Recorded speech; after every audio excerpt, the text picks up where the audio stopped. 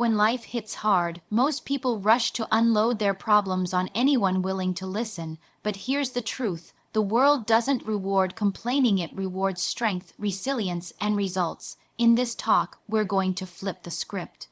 I'm going to show you why protecting your struggles, your emotions, and your inner world is one of the most powerful forms of self-defense. Your challenges are not weaknesses to broadcast, they are weapons to sharpen. Today, you'll learn how to hold your power, guard your energy, and rise above anything designed to break you. Protecting your emotional privacy isn't about shutting people out, it's about understanding that not everyone earns the right to know what's happening inside your mind. Most people move through the world reacting emotionally, revealing too much too quickly, and handing over information that can be used against them. The moment you spill every frustration, insecurity, or personal struggle to the wrong listener, you give them an unfiltered map to your vulnerabilities. Emotional privacy is the art of controlling your narrative, mastering your responses, and choosing carefully who gets access to the most intimate parts of your life. When you guard your emotions, you guard your power. People can only affect you when they have something to grab onto, and the fewer emotional handles you give them, the stronger and more composed you become. Every time you overshare, you create an opening. Maybe the person you're confiding in seems sympathetic, but sympathy doesn't equal loyalty. Many people listen out of curiosity, not care. Some people listen because your problems give them a sense of superiority. Others may consciously or unconsciously use your vulnerability to make judgments, shift dynamics, or place you in a weaker psychological position. By pulling back and choosing intentional silence, you maintain a level of mystery that commands respect. People take more seriously the person whose emotions aren't easily readable. Emotional privacy forces others to evaluate you based on actions instead of assumptions. It keeps you from being easily manipulated because no one can predict your emotional triggers, desires, or fears. Protecting your emotional privacy also builds resilience. When you stop seeking validation, advice, or emotional band-aids from others, you start learning how capable you truly are. You sit with your thoughts, you analyze situations without external noise, and you begin to trust your own judgment more. This is how mental toughness is built, not by outsourcing your feelings, but by mastering them internally. When something happens and your instinct isn't to broadcast it, but to process it, understand it, and strategically decide how to move forward, you begin operating from a place of strength. You respond instead of reacting. You choose instead of spiraling, and that self-control radiates outward in a way that changes how the world engages with you. Another part of protecting your emotional privacy is learning that not everything needs to be expressed the moment you feel it. Emotional impulsivity is a leak of power. People who immediately vent when they're angry, sad, confused, or overwhelmed end up revealing more than they intended because emotions distort perspective. If you give yourself time and space before speaking, your emotions settle and your clarity rises. What felt like a crisis 10 minutes ago may be nothing more than a passing irritation once the adrenaline fades. Holding your emotions close gives you the ability to communicate strategically rather than emotionally. You choose what to reveal, when to reveal it, and how much is necessary. This keeps your relationships healthier, your reputation cleaner, and your decisions smarter. Emotional privacy doesn't mean isolation. It means discernment. It means choosing one or two truly trustworthy people instead of handing the world a front row seat to your inner life. It means observing before opening up. It means noticing who listens to respond, who listens to gossip, and who listens to genuinely understand. When you protect your emotions, you can still be kind, open, and connected, but on your terms. You set the boundaries, you choose the pace, you keep the deepest parts of your life in the hands of people who have earned it. And in doing so, you reclaim a level of personal freedom and strength that many people never experience because they give themselves away too easily. Most people walk through life giving others far more power than they deserve simply by revealing their soft spots. Every fear you confess, every insecurity you expose, every emotional trigger you admit becomes a lever that someone can pull when it benefits them. Even good people, without meaning to, can misuse information. Humans are wired to judge, compare, analyze, and categorize. When you openly hand over your vulnerabilities, you shift the balance of power in ways you often don't even notice. You make it easier for others to influence your decisions, shape your emotions, and alter how you see yourself. Power isn't loud or aggressive. Sometimes it's as subtle as who knows more about whom. The less someone knows about your weak points, the less control they have over your inner world. People often believe that vulnerability equals connection, but connection without discernment is dangerous. Not everyone who listens to you cares about you. Some people listen because they want to feel better about their own lives. Others listen because your struggles make them feel superior, useful, or insightful. A few might even store your vulnerabilities like ammunition, saving them for a moment when they can gain the upper hand, during a disagreement, a negotiation, a breakup, or a shift in loyalty. The biggest mistake you can make is assuming that emotional honesty is always safe. Emotional honesty must be earned. When you reveal everything to everyone, you aren't being open. You're being unprotected. Keeping your vulnerabilities guarded doesn't mean living in fear. It means understanding the psychology of people. Humans are influenced by what they know about you. If they know what makes you insecure, they can unintentionally say things that reinforce those insecurities.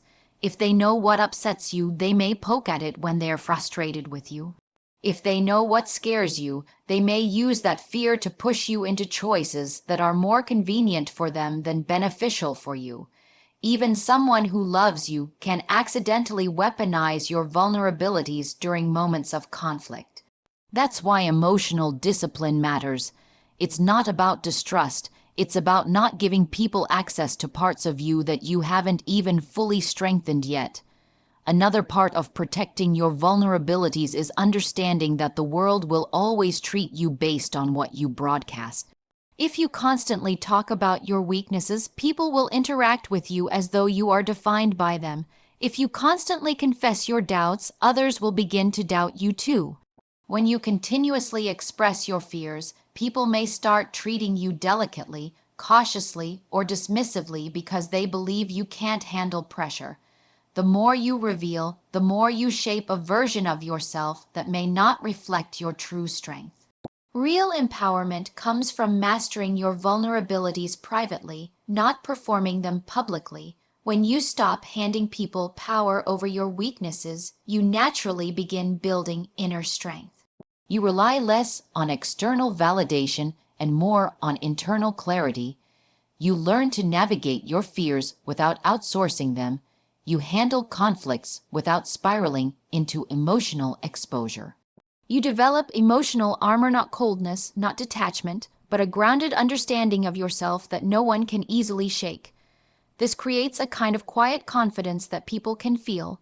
They sense you're not easily rattled, not easily manipulated, not easily pushed off balance. And because they can't predict your triggers, they engage with you more respectfully. Protecting your vulnerabilities also sharpens your relationships. When you share less, you see more. You start observing who is trustworthy based on how they behave, not based on how much you've told them. You notice who respects boundaries, who listens without probing, who values your privacy. Over time, you naturally begin to choose better people to confide in, people who support you rather than shape you, people who uplift you rather than dissect you, people who can hold your truth without misusing it. And in doing so, you step into a life where your vulnerabilities are no longer liabilities, but private strengths you manage with wisdom and control. Most people talk about their problems long before they take any action to fix them, and that habit slowly drains their confidence, their reputation, and their sense of control. The moment you start explaining a problem before you've even attempted to handle it, you train your mind to seek emotional relief instead of real solutions. Talking becomes the reward. Venting becomes the escape, and every time you do it, you weaken your own ability to solve under pressure. When you adopt the mindset of solving first and speaking later, you train yourself to step into action mode instead of reaction mode. You replace panic with strategy. You stop broadcasting chaos and start practicing discipline. People begin to see you as someone who responds with clarity, not emotion. Solving before speaking also protects you from the noise of other people's opinions. The moment you tell someone your problem, you open the door to their judgments, their biases, and their projections.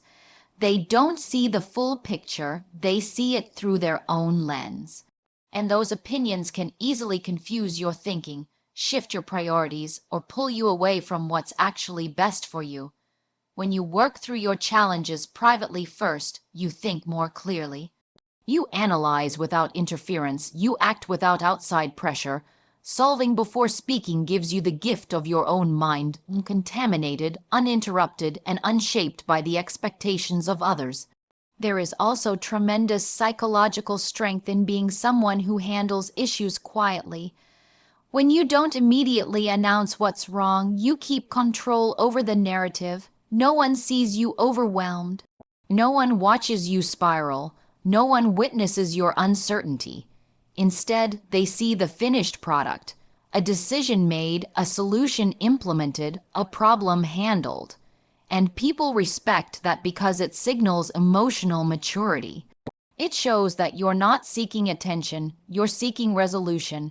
You're not chasing sympathy, you're chasing results.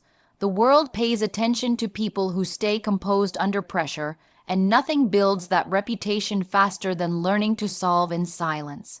Another part of solving first is learning to sit with discomfort without rushing to release it through words. Most people hate the tension of a problem, so they immediately look for someone to unload on. But that discomfort is where your strongest thinking is born. When you sit with your problem before sharing it, your brain is forced to break it down, evaluate it, and explore your options. You become more self-reliant. You discover solutions you wouldn't have found if you had distracted yourself by talking. You stop creating drama around the issue and instead create momentum. Silence becomes your training ground for resilience. Stillness becomes your advantage. Solving before speaking also filters your relationships in a powerful way.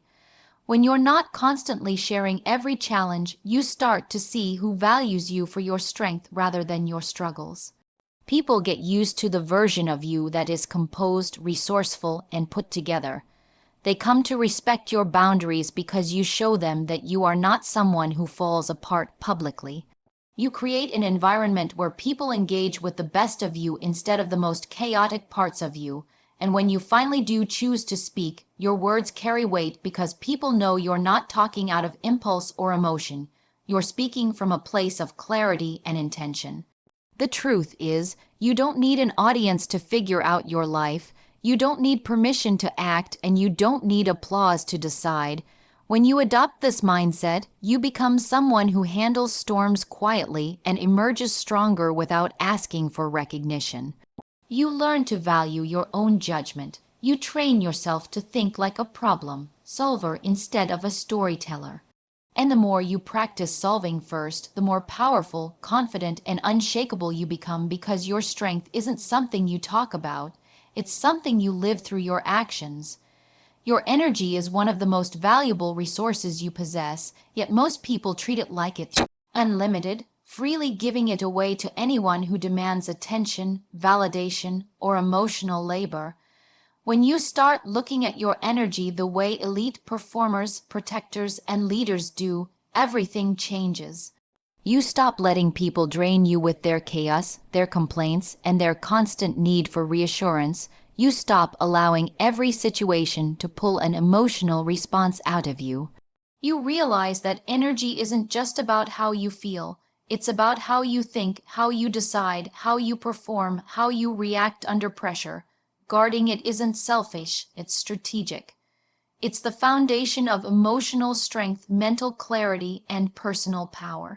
People will always take as much energy as you're willing to give. Some do it unintentionally because they're used to depending on others instead of themselves. Others do it deliberately because your strength makes their life easier.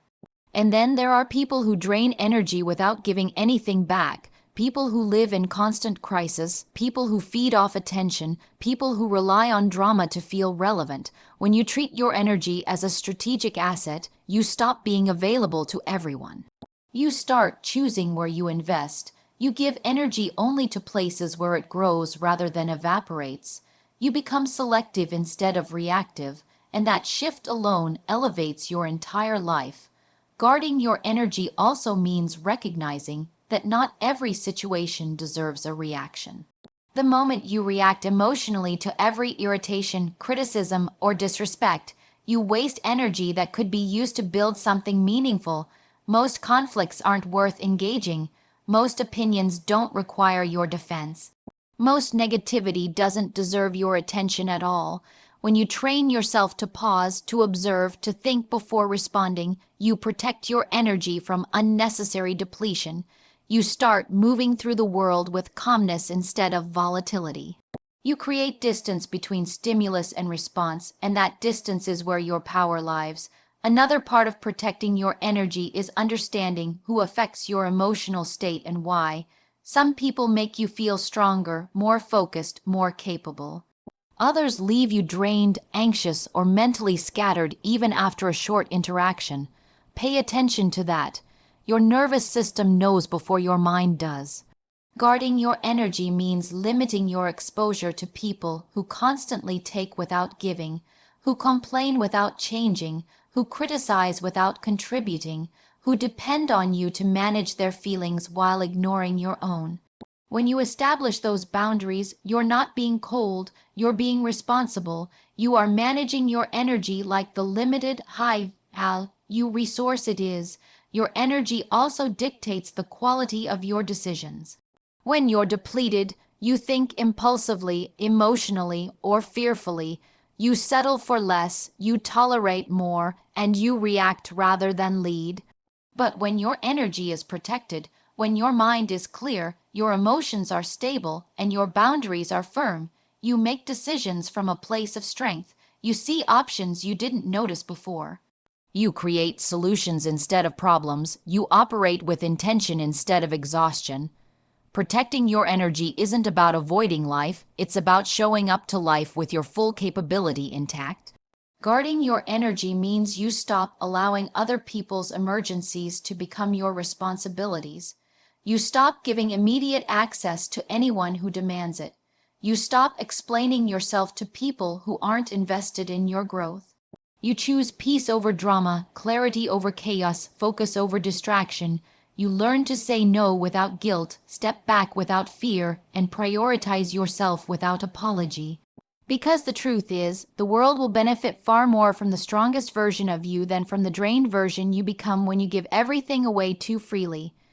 Most people announce their struggles long before they've earned any results, hoping that talking about the difficulty will somehow compensate for not pushing through it. But the world doesn't reward the story of your effort. It rewards the evidence of your outcome.